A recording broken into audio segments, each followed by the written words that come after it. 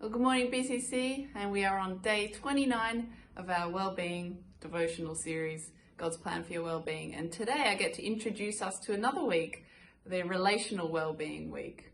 So this is day 29, Relationships Matter. And we're just going to take some time once again to think about this time our relational dial. How are our relationships going? Thinking about who we surround ourselves with, who we are to others. Are we open and honest and transparent? Are we vulnerable? We just want to reassess our relationships and really look at the presence or the absence of meaningful relationships in our lives.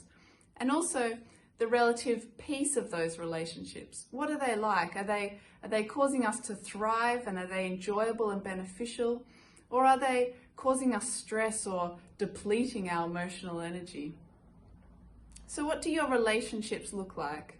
Are they giving you that health and that strength that's so important? Or are they taking away something from you? Are they causing you brokenness or even pain? Do you get a sense of belonging from your relationships, or are you feeling very alone? And how authentic are you in your relationships? Are you open and honest and transparent? Or are you a bit more guarded? You see, this issue of relationships, there was a critical problem if we look at the story of Elijah as we have been.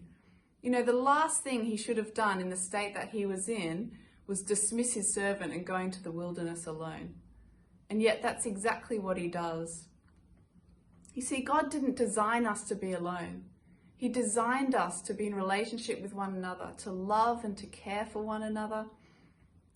For community. In fact, even just this week in the staff team, we were talking about fellowship and how that looks, and the togetherness that we have, the encouragement and the fun that we have when we're together. Close and healthy relationships are vital. They're so important for us.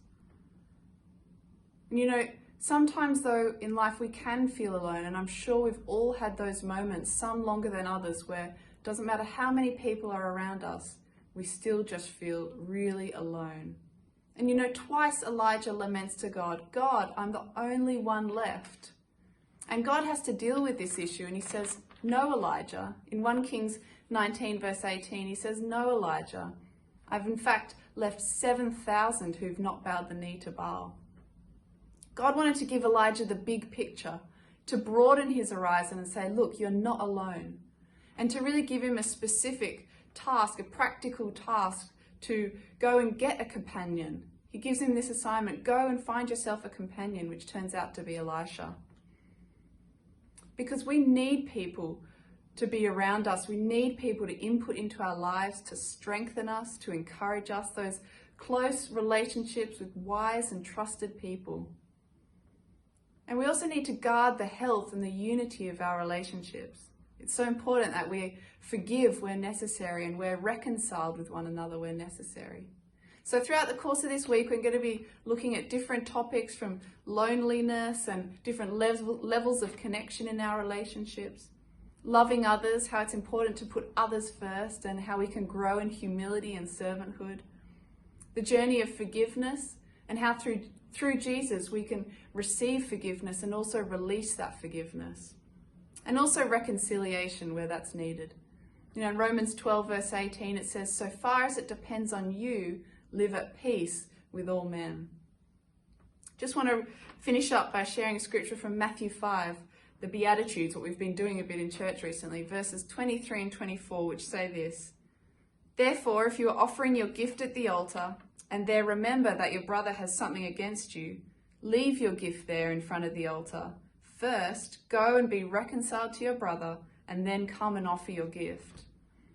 Our right relationships are so important to Jesus, more so than serving.